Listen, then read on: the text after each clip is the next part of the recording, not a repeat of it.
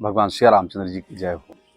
आज श्री रामचरितमानस जी में हम लोग बाल कांड में 62वें दोहे से आगे बढ़ेंगे। बाल कांड जो पीछे दोहा पढ़ा था वो पढ़ करके और आगे चलता हूँ।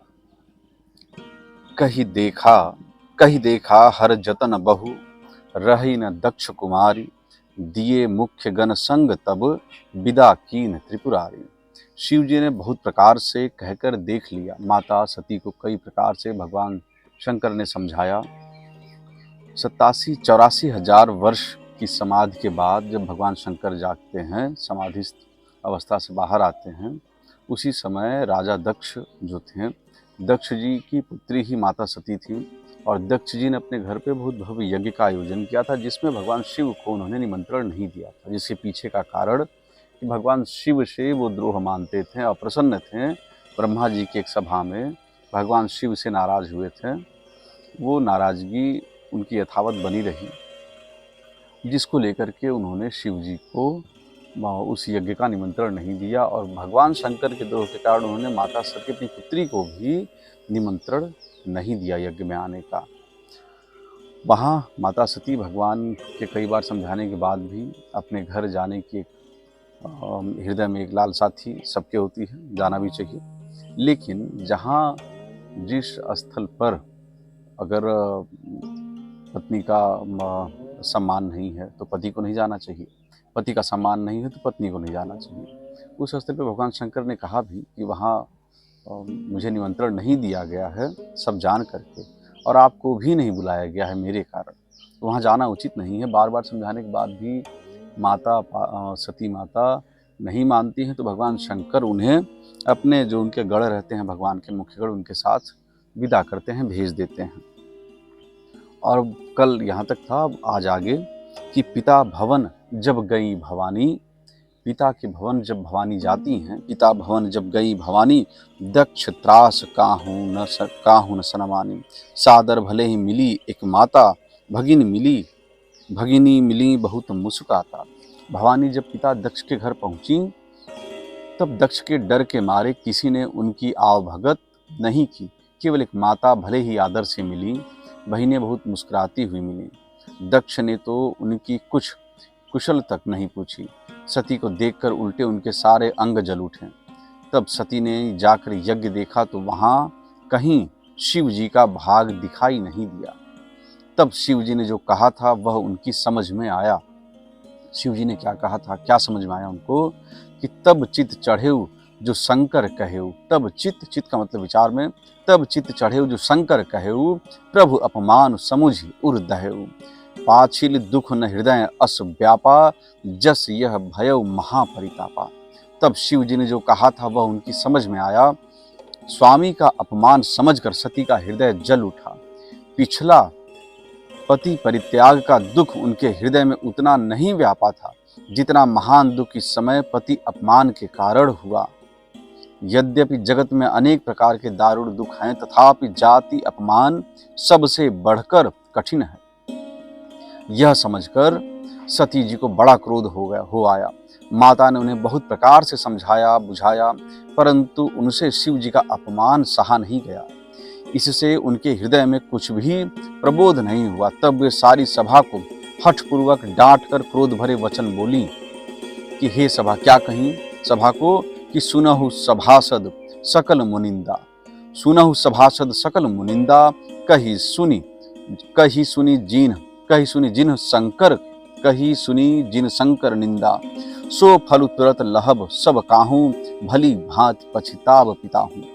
हे सभासदों और हे सब मुनीश्वरों, सुनो, जिन लोगों ने यहाँ शिव जी की निंदा की या सुनी है, उन सबको उसका फल तुरंत ही मिलेगा और मेरे पिता दक्ष भी भली भांति पछताएंगे। जहाँ संत शिव जी और लक्ष्मीपति श्री विष्णु जी की निंदा सुनी जाए, वहाँ ऐसी मर्यादा है कि यदि अपना वश चले तो उस निंदा करने वाले की जीभ काट लें, और नहीं तो कान मूंद कर वहाँ से हट जाएं। क्या लिखे हैं तुलसीदास जी अवधि में वो सुनिए कि संत शंभु श्रीपति अपवादा, सुनिए जहाँ तह असी मर्यादा। काटिए तासु जीभ जो बसाई, श्रवण मुदीनत चलिए पराई। जगत माता त्रिपुर दैत्य को मारने वाले, या अवधि में सुन लीजिए, फिर आगे सुनाते हैं आपको हिंदी में। जगदात्मा जगदात्मा महेश पुरारी, जगदात्मा महेश पुरारी, जगत जनक सबके हितकारी, पिता मंदमति निंदत तेहि, दक्ष शुक्र संभव यह देई। त्रिपुर दैत्य को मारने वाले भगवान महेश्वर संपूर्ण जगत के आत्मा हैं। वे जगत पिता और सबका हित करने वाले हैं। मेरा मंद बुद्धि पिता उनकी निंदा करता है। दक्ष जी को कह रही हैं माता सती कि मेरा मंद बुद्धि पिता उनकी निंदा करता है, और मेरा यह शरीर दक्ष ही के वीर से उत्पन्न है। इसलिए चंद्रमा को ललाट पर धारण करने वाले वृषकेतु शिव जी को हृदय में धारण करके मैं इस शरीर को तुरंत ही त्याग दूंगी। ऐसा कहकर सती जी ने योगाग्नि में अपना शरीर भस्म कर डाला। सारी यज्ञशाला में हाहाकार मच गया। सती का मरण सुनकर शिव जी के गढ़ यज्ञ विध्वंस करने लगे। यज्ञ विध्वंस होते देखकर मुनीश्वर भृगु जी ने उसकी रक्षा की। ये सब समाचार शिव जी को मिले, तब उन्होंने क्रोध करके वीरभद्र को भेजा। उन्होंने वहां जाकर यज्ञ विध्वंस कर डाला और सब देवताओं को यथोचित फल दंड दिया। दक्ष की जगत प्रसिद्ध वही गति हुई जो शिवद्रोही की हुआ करती है। यह इतिहास सारा संसार जानता है, इसलिए मैंने संक्षेप में वर्णन किया है। सती ने मरते समय भगवान हरि से यह वर मांगा कि मेरा जन्म जन्म में शिव जी के चरणों में अनुराग रहे। इसी कारण उन्होंने हिमाचल के घर जाकर पार्वती के शरीर से जन्म लिया। भगवान शरीर को अपने योगाग्नि में भस्म करने से पहले माता सती ने भगवान विष्णु से वरदान मांगा कि उनका अनुराग भगवान के चरणों में बना रहे। इसी कारण हिमाचल राज जो हिमालय हैं, हिमालय राज के घर माता सती का जन्म हुआ माता पार्वती के रूप में। और देखिए तुलसीदास जी की विशेषता कि ये प्रकरण बड़ा ही विभत्स है। वीरभद्र जी ने दक्ष का गला काट दिया। इन सबको बताने की जगह तुलसीदास जी ने छोटे में संदर्भित करके वहाँ से आगे निकल गए। कल युग में बुद्धि किस तरह की होगी, आने वाले समय में बुद्धि किस तरह की होती जाएगी, उसमें मान मर्यादा और गरिमा का ध्यान रखते हुए साहित्यकार को अपनी कलम चलानी चाहिए। और तुलसीदास जी तो ऐसे साहित्यकार जिनके आज्ञा चक्र में भगवान शंकर स्पष्ट विराजमान थे। तो इस तरह का ही ये गरिमा तुलसीदास जी ने यहाँ पे बनाई हुई है। तो आगे देखिए कि जब से उमा जी हिमाचल के घर जन्मी, तब से वहाँ सारी सिद्धियां और संपत्तियां छा गईं। मुनियों ने जहाँ तहाँ सुंदर आश्रम बना लिए और हिमाचल ने उनको उचित स्थान दिए। उस सुंदर पर्वत पर बहुत प्रकार के सब नए नए वृक्ष सदा पुष्प फल युक्त हो गए, और वहाँ बहुत तरह की मड़ियों की खानें प्रकट हो गईं। सारी नदियों में पवित्र जल बहता है, और पक्षी पशु भ्रमर सभी सुखी रहते हैं। सब जीवों ने अपना स्वाभाविक वैर छोड़ दिया और पर्वत पर सभी परस्पर प्रेम करते हैं। पार्वती जी के घर आ जाने से पर्वत ऐसा शोभायमान हो रहा है जैसा राम भक्ति को पाकर भक्त शोभायमान होता है। उस पर्वतराज के घर नित्य नए नए मंगलोत्सव होते हैं, जिसका ब्रह्मादि यश गाते हैं। जब नारद जी ने ये सब समाचार सुने तो वे कौतुक ही से हिमाचल के घर पधारे। पर्वतराज ने उनका बड़ा आदर किया और चरण धोकर उनको उत्तम आसन दिया। फिर अपनी स्त्री सहित मुनि के चरणों में सिर नवाया और उनके चरणोदक को सारे घर में छिड़काया। हिमाचल ने अपने सौभाग्य का बहुत बखान किया और पुत्री को बुलाकर मुनि के चरणों पर डाल दिया और कहा, हे मुनिवर, आप त्रिकालज्ञ और सर्वज्ञ हैं। आपकी सर्वत्र पहुँच है, अतः आप हृदय में विचार कर कन्या के दोष गुण को कहिए। नारद मुनि ने हंसकर रहस्य युक्त कोमल वाणी से कहा, तुम्हारी कन्या सब गुणों की खान है। यह स्वभाव से ही सुंदर, सुशील और समझदार है। उमा, अंबिका और भवानी इसके नाम है। कन्या सब सुलक्षणों से संपन्न है। यह अपने पति को सदा प्यारी होगी।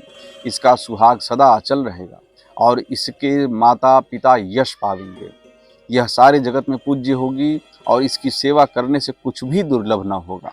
संसार में स्त्रियां इसका नाम स्मरण करके पतिव्रत रूपी तलवार की धार पर चढ़ जाएंगी। हे पर्वतराज तुम्हारी कन्या सुलक्षणी है।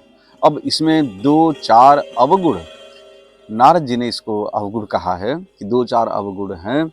वो भी अवगुण कहने के पीछे का कारण एक है कि जिस तरह से जिन विषय वस्तुओं को या जिन जिन गुणों को संसार कुछ अवगुण समझता है, उनको नारद जी ने उस तरह से कहा था।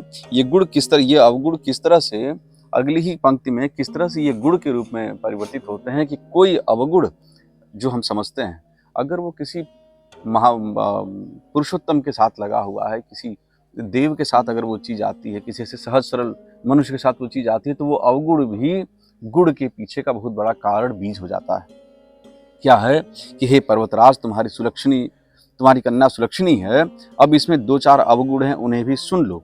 गुणहीन, मानहीन, माता पिता विहीन, उदासीन, संशयहीन, योगी, जटाधारी, निष्काम हृदय, नंगा और अमंगल वेश वाला ऐसा पति इसको मिलेगा। इसके हाथ में ऐसी ही रेखा पड़ी है। इसको आप उसमें सुनिए, अवधि में सुन लीजिए उसके बाद कि जोगी जटिल अकाम मन, नगन अमंगल वेश, अस स्वामी यही कह मिली परिहस्त अशिरेख। कि नारद मुनि की वाणी सुनकर और उसको हृदय में सत्य जानकर पति पत्नी हिमवान और मैना, माता पार्वती जी के पिताजी का नाम हिमवान था और उनकी पत्नी का नाम हिमवान जी की, और माता पार्वती जी के माता जी का नाम मैना था। उनके सत्य जानकर पति पत्नी हिमवान और मैना को दुख हुआ और पार्वती जी प्रसन्न हुई। नारद जी ने भी इस रहस्य को नहीं जाना, क्योंकि सबकी बाहरी दशा एक सी होने पर भी भीतरी समझ भिन्न भिन्न थी। सारी सखियां, पार्वती, पर्वतराज हिमवान और मैना सभी के शरीर पुलकित थे और सभी के नेत्रों में जल भरा था। देवर्षि के वचन असत्य नहीं हो सकते, यह विचार कर पार्वती ने उन वचनों को हृदय में धारण कर लिया। उन्हें शिव जी के चरण कमलों में स्नेह उत्पन्न हो आया, परंतु मन में यह संदेह हुआ कि उनका मिलना कठिन है। अवसर ठीक न जानकर उमा ने अपने प्रेम को छिपा लिया और फिर वे सखी की गोद में जाकर बैठ गईं। देवर्षि की वाणी झूठी न होगी, यह विचार कर हिमवान, मैना और सारी चतुर सखियां चिंता करने लगी।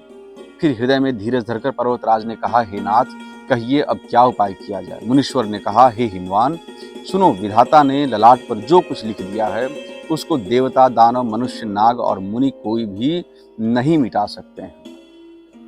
तो भी एक उपाय मैं बताता हूँ, यदि दैव सहायता करें तो वह सिद्ध हो सकता है। उमा को वर तो निसंदेह वैसा ही मिलेगा जैसा मैंने तुम्हारे सामने वर्णन किया है, परंतु मैंने वर के जो दोष बतलाए हैं, अब देखिए नारद जी के अद्भुत पढ़िए क्या कहते हैं कि जे वर के दोष बखाने, जो मैंने वर का दोष बताया है, ते सब शिव पही मैं अनुमान, वे सब मुझे भगवान शंकर में दिखता है। जो विवाह शंकर सन होई, जो ये विवाह शंकर जी के साथ हो गया उमा का, जो विवाह शंकर सन होई, दोषौ गुण सम कह सब कोई, इन दोषों को भी सब गुण कहने लगेगा। परंतु मैंने वर के जो दोष बतलाए हैं, मेरे अनुमान में वे सभी शिव जी में हैं। यदि शिव जी के साथ विवाह हो जाए तो दोषों को भी सब लोग गुणों के समान ही कहेंगे। जैसे विष्णु भगवान शेषनाग की सैया पर सोते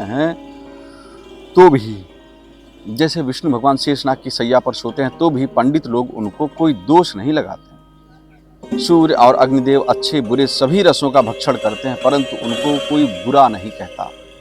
गंगा जी में शुभ और अशुभ सभी जल बहता है, पर कोई उन्हें अपवित्र नहीं कहता। सूर्य, अग्नि और गंगा जी की भांति समर्थ को कुछ दोष नहीं लगता। यदि मूर्ख मनुष्य, समर्थ का अर्थ आप ये कदापि न समझें कि जो ये समर्थ शब्द, समर्थ वास्तव में केवल भगवान है, भगवान विष्णु, भगवान भोलेनाथ जी, ये समर्थ है, महासमर्थ हैं।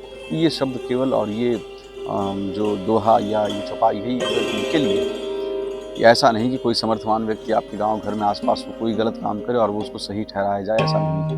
ये केवल भगवान के लिए लिखा उन्होंने कि शुभ और अशुभ सलील सब बहई, सुरसरी को अपुनित न कहई।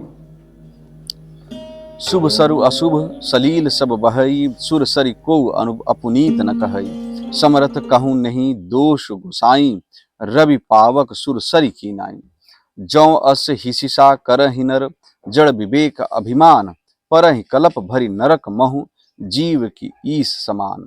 यदि मूर्ख मनुष्य ज्ञान के अभिमान से इस प्रकार होड़ करते हैं, अगली लाइन में तुलसीदास जी सचेत पीछे लिख करके सचेत हुए और अगली लाइन में क्या लिखे हैं वो देखें कि यदि मूर्ख मनुष्य ज्ञान के अभिमान से इस प्रकार होड़ करते हैं तो वे कल्प भर के लिए नरक में पड़ते हैं। भला कहीं जीव भी ईश्वर के समान सर्वथा स्वतंत्र हो सकता है क्या? गंगा जल से भी बनाई हुई मदिरा को जानकर संत लोग कभी उसका पान नहीं करते, पर वही गंगा जी में मिल जाने पर जैसे पवित्र हो जाती है, ईश्वर और जीव में भी वैसा ही भेद है। तो समर्थवान का भेद आप समझिए। शिव जी सहज ही समर्थ हैं क्योंकि वे भगवान हैं, इसलिए इस विवाह में सब प्रकार कल्याण है। परंतु महादेव जी की आराधना बड़ी कठिन है, फिर भी क्लेश तप करने से वे बहुत जल्द संतुष्ट हो जाते हैं। यदि तुम्हारी कन्या तप करे तो त्रिपुरारी महादेव जी होनहार को मिटा सकते हैं। यद्यपि संसार में वर अनेक हैं, पर इसके लिए शिव जी को छोड़कर दूसरा वर नहीं है। शिव जी वर देने वाले हैं, शरणागतों के दुखों का नाश करने वाले, कृपा के समुद्र और सेवकों के मन को प्रसन्न करने वाले हैं। शिव जी की आराधना किए बिना करोड़ों योग और जप करने पर भी वांछित फल नहीं मिलेगा। ऐसा कहकर भगवान का स्मरण करके नारद जी ने पार्वती जी को आशीर्वाद दिया और कहा कि हे पर्वतराज, तुम संदेह का त्याग कर दो, अब यह कल्याण ही होगा।